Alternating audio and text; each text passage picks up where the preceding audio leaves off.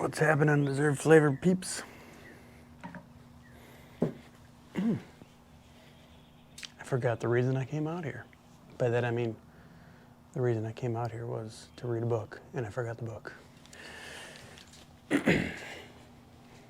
So I did record my reading of chapter 1.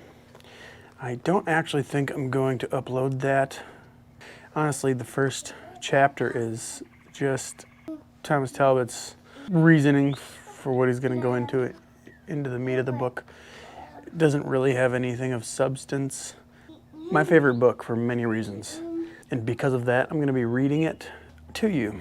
I'm going to be starting on chapter 2 because there's, not that there's nothing in the preface or chapter 1, but because you can buy the book if you want to read the entire thing yourself. The Inescapable Love of God. It's too early. I need to drink this coffee.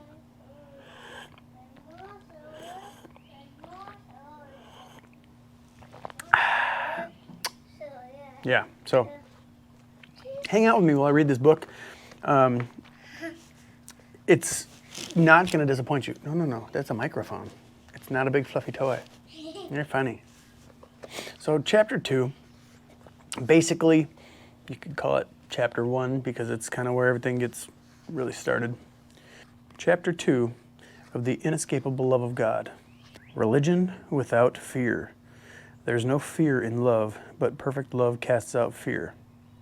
After graduating from college, I spent 3 years at Fuller Theological Seminary, during which time I became increasingly weary of the standard theological fare. I would have no one take this to imply, however, a criticism of Fuller Seminary itself. I'm truly grateful, not for what I've learned there, but also for the remarkable fact that even though I had many profound disagreements with some of my professors, I always felt absolutely free during my seminary days to be myself and follow my own muse. And I can think of no greater compliment to pay any institution of higher learning. Still, I found it disconcerting that so many of my professors seemed to view everything through an Augustinian lens, and so few of them seemed even to appreciate the difficulties with which I was then struggling. Here's an example of what I mean.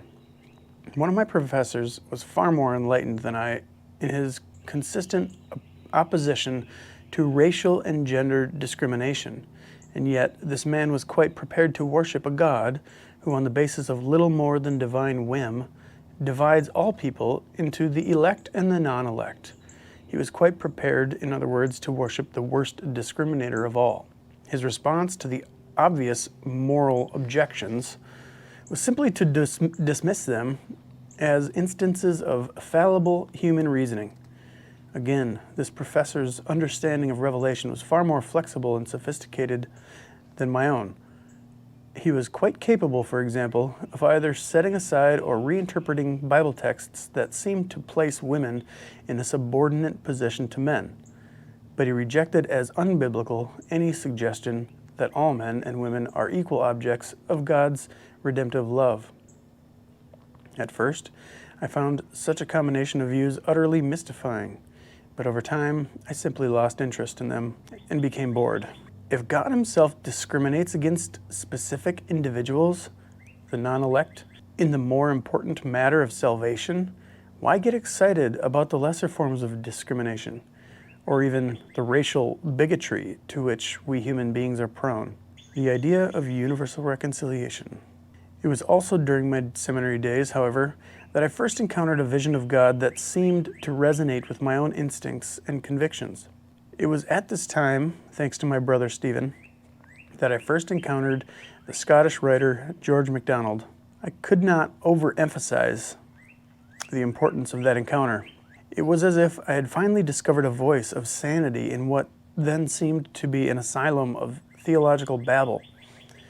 For though MacDonald rarely addressed theological questions in the abstract way I had come to expect, and though his understanding of Christian piety seemed almost quaint at times, he also articulated with great power and compassion, and with greater clarity than most a stunning vision of omnipotent love.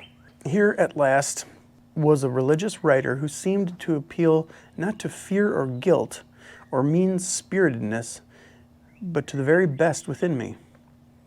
Here was someone who never, and I mean never, asked me to believe something that seemed unreasonable, who insisted the contrary, that I not accept anything, not even anything he might say, that seemed to me, for whatever reason, unworthy of human belief. Whereas the mainline theologians I've read, Augustine, Aquinas, Calvin, Jonathan Edwards, and the like, all asked me to believe things about God that violated my own sense of justice. MacDonald's sermons were sprinkled with such exhortations like these. Let no one persuade you that there is in him a little darkness, because of something he has said, which his creatures interprets into darkness. Neither let your cowardly conscience receive any word as light, because another calls it light, while it looks to you dark. Say either the thing is not what it seems, or God never said or did it. But, of all evils, to misinterpret what God does, and then say the thing, as interpreted, must be right because God does it, is of the devil. Do not try to believe, therefore, anything that affects you as darkness. Even if you mistake and refuse something true thereby, you will do less wrong to Christ by such refusal than you would by accepting as his what you can see only as darkness. Here it seemed to me that the perfect antidote to those, such as Gordon Clark, who attributed heinous acts to God, and then insisted that such acts are just solely and only because God does them.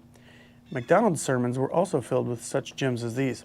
How terribly, then, have the theologians misinterpreted God? Nearly all of them represent him as a great king on a grand throne, thinking how grand he is, and making it the business of his and the end of his universe to keep up his glory, wielding the bolts of Jupiter against them that take up his name in vain. They would not allow this, but follow out what they say, and it comes much to this. Brothers, have you found our king? There he is, kissing little children and saying they are like God.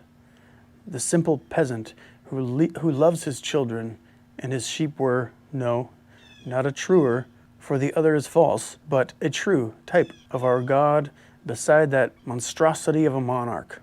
The notion that a creature born imperfect, nay, born with impulses to evil, not of his own generation, in which he could not help having, a creature to whom the true face of God was never presented, and by whom it never could have been seen, should be thus condemned to everlasting torment, is as loathsome a lie against God as could find place in a heart too undeveloped to understand what justice is, and too low to look upon the face of Jesus. It never in truth found a place in my heart, though in many a pettifogging brain. I cite these passages not because they represent MacDonald at his best, they do not, but because they illustrate the side of him that first caught my attention. During a summer vacation, my brother, who was an undergraduate at Wheaton College at the time, showed me a photocopied reproduction of MacDonald's unspoken sermons in an unedited form. And at the time, I read two of the sermons. One was entitled Justice. Included, among other things, MacDonald's reasons for rejecting a retributive theory of punishment. The other was entitled The Consuming Fire, and included some of the grounds for MacDonald's hope that God will eventually reconcile all created persons to himself. I cannot say that either sermon bowled me over from the start. For one thing, I was a proponent of the retributive theory myself at the time, and although I had countered the idea of universal reconciliation before, in the theologian Karl Barth, for example, my knee-jerk reaction had been that such an idea would be difficult to square not only with the Bible, but with the reality of human freedom as well. But two things about these sermons caused me to return to them again, and also to devour MacDonald's other sermons. First, the spirit of what MacDonald had to say seemed utterly different from, and far more uplifting than, anything I'd encountered in the mainline theologians. And second, MacDonald's way of putting things together, the way he interpreted specific passages in the Bible, for example, seemed utterly fresh and imaginative. It was almost as if the paradigm from which he operated was entirely different from the one I had come to expect. From this perspective, everything seemed to have a different slant. Part of the difference was that MacDonald somehow managed to see everything, even divine judgment and wrath, as an expression of God's perfecting love, a love that is both all-pervasive and in the end inescapable. But in addition to that, and this is more subtle and therefore more difficult to express, MacDonald seemed to have the kind of far-reaching vision that enabled him to somehow find deeper meanings in a biblical text. By this I do not mean that he would distort a text for his own purpose or wrench it from its own context. Quite the contrary. When compared to some of the mainline theologians, he was, I still believe, amazingly accurate in matters of detail. But the spirit or tender heart he brought to a text, the hope and transforming love, somehow enabled him to elevate a text without in any way distorting it. Coffee break. MacDonald's vision of divine love, the idea that it's both all-persuasive and inescapable, struck me. The more I thought about it over the years, as so glorious and so powerful and transforming that I began to wonder why the institutional church had so often backed away from it. Certainly individual Christian thinkers, particularly those of a more mystical bent, have embraced this idea and have done so enthusiastically in every age. But the church as a whole never did, and I found myself wondering why. Given the profound understanding of divine love in the early church, that is, before the time of Augustine, and the powerful support in Alexandria for the idea of universal reconciliation, one might almost have expected Orthodox theology to reject the idea of eternal damnation altogether. According to St. Clement of Alexandria, 150 to 215 AD, for example, God's omnipotent love is always and everywhere active, in the next life no less than in this one, in hell no less than in heaven. And although Origen, 185 to 254 AD, probably the greatest theologian before Augustine, never attributed to such speculation the status of a dogmatic teaching, he did speculate at times that God would in the end reconcile even Satan, the prince of darkness, to himself. Nor was Origen the only Christian thinker to engage in such speculation. For though he later repudiated it, St. Jerome, 342 to 420 AD, had this to say in his commentary on Ephesians: "The apostate angel will return to his first estate, and man will return to paradise from which he was banished." What is important about such a view is not, in my judgment, the specific claim about Satan, which depends on a particular understanding of what Satan is supposed to be. It is rather the vision that lies behind the specific claim, a vision of the extent and power of God's redemptive love, a vision of a future age, or perhaps an end beyond the ages, in which the very same all things created in Christ will also be reconciled to him. See Colossians 1:15 through 20. One of the most powerful early voices in support of such a view was Gregory of Nyssa, 330-395 AD, who taught that, like a refiner's furnace, the fires of hell will eventually purge sinners of all that is false within them, so that after long ages they may be restored to God in their purity. Others expressing similar sentiments included Didymus of Alexandria, 313 to 398 AD, the blind and gentle teacher Gregory of Nazianzus, Jerome, Rufinus, and Theodore, the bishop of Mopsuesta, who died in 428. All of these early universalists were men of exceptional kindness and all-embracing love. Indeed, Augustine referred to them somewhat condescendingly as certain merciful brethren of ours. Even then, he censored their views. In Charidian, he thus diagnosed their supposed error this way: It is quite vain then that some indeed may very many, my emphasis, yield to merely human feelings, and deplore the notion of the eternal punishment of the damned and their interminable and perpetual misery.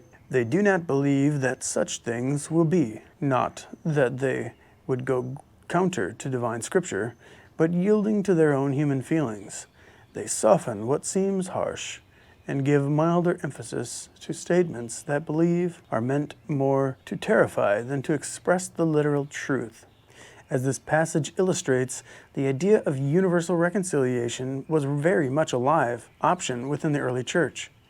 For it was not merely some, but very many, who opposed the idea of eternal punishment, and these very many were not pagans, but Christians, those who had no desire to go counter to divine scripture. Augustine even agreed with them on one very important point. In the end, the will of the omnipotent is always undefeated. But he also denied that God so much as wills or desires the salvation of all, which is contrary to Scripture. And he suggests further that those who think otherwise are guilty of yielding to their own human feelings. Like many of his successors then, Augustine too agreed with my atheistic philosophy professor, whom I mentioned in the previous chapter. For according to Augustine, no less than this professor, the idea of an all-loving God, one whose mercy extends to all, is overly sentimental and too good to be true. Just one more example of wishful thinking to be discarded as we mature into adults. Such an idea, Augustine argued, is incompatible not only with the observable facts, but with the biblical theme of divine judgment and divine wrath as well. And it was, of course, Augustine's view that finally prevailed in the West: heresy and imperial politics. Now, as I reflected on these matters, I became more and more interested in the way in which the early church had managed to resolve some of its theological controversies. Why, for example, had Origen been condemned? It was not until several years later, after completing my graduate work in philosophy and adjusting to a rather heavy teaching load, that I found the leisure to pursue the matter further. When I began to dabble again in church history, however, I found my whole attitude towards organized religion had changed. As a result, I began reading with a much more cynical eye than ever before. During my undergraduate days, I had supposed, rather naively, that those with the strongest arguments, exegetical, historical, and theological, typically had prevailed in the early church councils.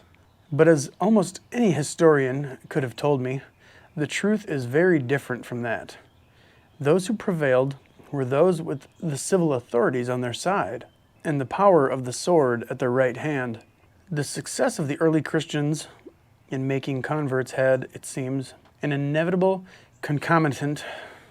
Those who valued political power and influence were prepared to settle disputes with a sword, inevitably gravitated to the new faith as soon as it acquired the support of the masses, and it became otherwise respectable. It seems probable, for instance, that Constantine converted to Christianity, early 4th century, for the very purpose of shoring up the support of Christians and bringing stability to the crumbling empire he had inherited.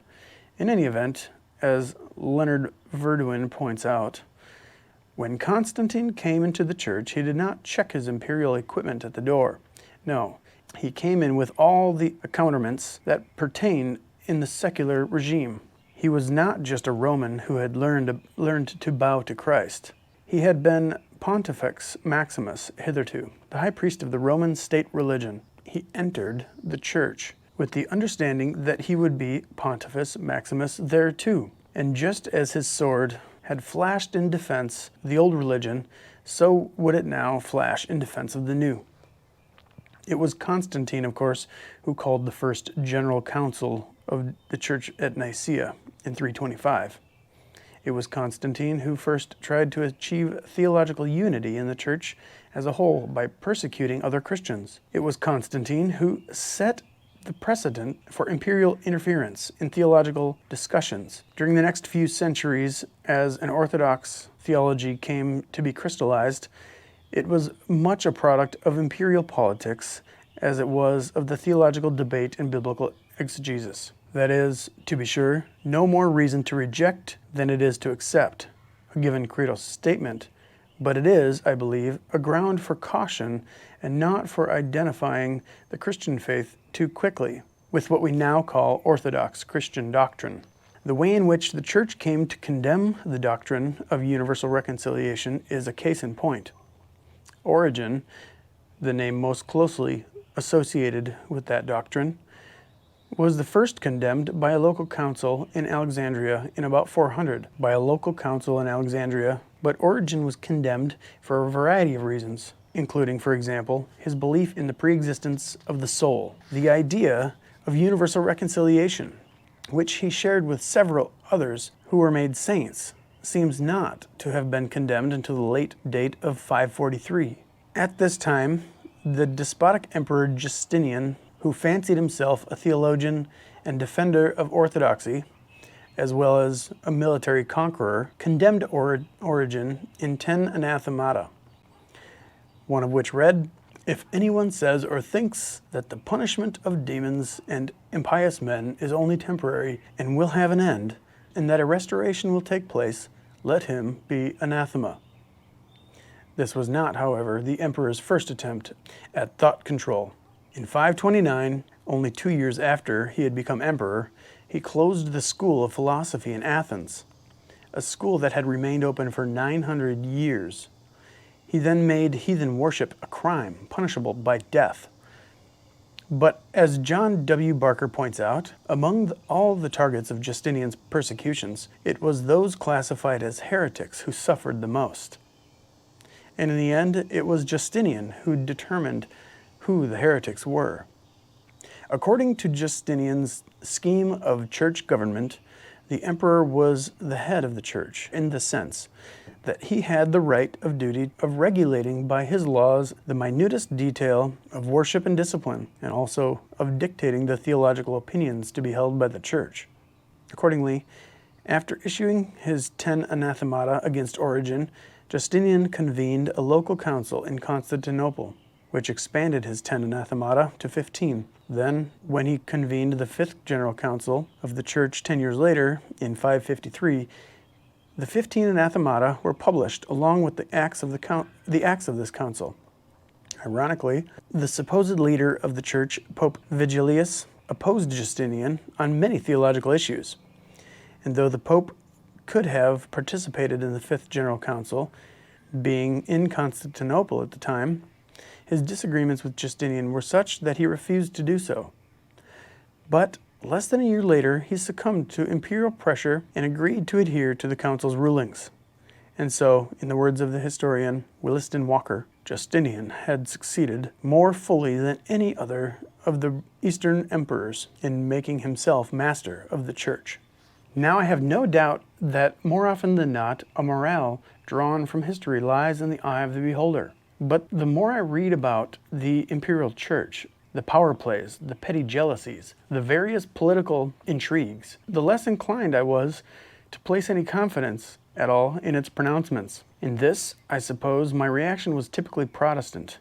Unlike some of my Roman Catholic friends, I had inherited a bias against official church pronouncements anyway. And as I saw it, the imperial church's obsessions with power and control inevitably bred, first, an obsessive fear of heresy, then the persecution of heretics, and finally, a tendency to regard every deviation from the most rigid orthodoxy as heretical. Whereas the early church had sought to achieve unity through positive confessions of faith, I believe in God the Father Almighty, the imperial church sought to achieve it through the condemnation of error, let them be anathema, and the persecution of those thought to be in error. And neither the moral character of the one thought to be in error, nor the circumstances surrounding the fall into error, seemed to matter one whit to an emperor such as Justinian, as his condemnation of Theodore of Mopsuestia illustrates. For though Theodore, the ablest exegete and theologian of the Antiochian school, had been dead for more than a century, though he had died in full communion with the church, and though Pope Vigilius had argued that no one can lawfully judge anew anything concerning a persons of the dead. Such was Justinian's arrogance, that he insisted upon condemning not merely the bishop's writings, but also the good bishop himself. And so the Fifth General Council declared, "We therefore anathematize the impious Theodore of Mopsuestia with his execrable writings." I may not be saying that word right. Execrable? Moving on. So it went with Justinian the Great. It's hardly surprising that a church under the control of such an emperor, who is famous for his anathemata and his persecutions, should have rejected the doctrine of universal reconciliation. For insofar as fear of eternal damnation and the power of excommunication backed by the coercive power of the state had become the emperor's primary means of social control, he could hardly tolerate a doctrine that would seem to undermine that power altogether. Justinian thus illustrates an important historical truth. Many religious doctrines serve, among other things, the sociological function, and over the centuries, the traditional understanding of hell has served one function especially well. It has enabled religious and political leaders to cultivate fear and employ fear as a means of social control. That more than anything else explains, I believe, why the imperial church came to regard the idea of universal reconciliation as a threat, not only to social stability, but to its own power and authority as well. But herein also lies an irony, for there is more than one kind of power and one kind of authority. The power of the cross is not the power of the sword. It is the transforming power of love. And the Christian message in its purity is not a message of fear, but of hope and love, and the very love that casts out fear. Accordingly, by its willingness to embrace the power of the sword and to employ fear as a means of social control, by its willingness to embrace the weapons of this age, in other words, the imperial church managed only to undermine its own moral and spiritual authority. That, at least, is how I eventually came to view the matter. In addition, for reasons I shall try to illustrate in the following chapter, I came to view the bloody history of persecution and brutality within the Christian church as an inevitable consequence of the church's loss of moral and spiritual authority. That's chapter 2. Chapter 3 will be in the next video. Stay tuned. By that I mean, hit subscribe, ring the bell, hit like, put your comments in the comments. Yeah, tell me what you think about that. And if I'm wasting my time by reading this. That was chapter 2. Chapter 3. Chapter 3 is titled A Legacy of Fear and Persecution. Part 2 of the book, chapter 4. Part 2 of the book is called Universal Reconciliation in the New Testament. Chapter 4 is entitled 3 Pictures of God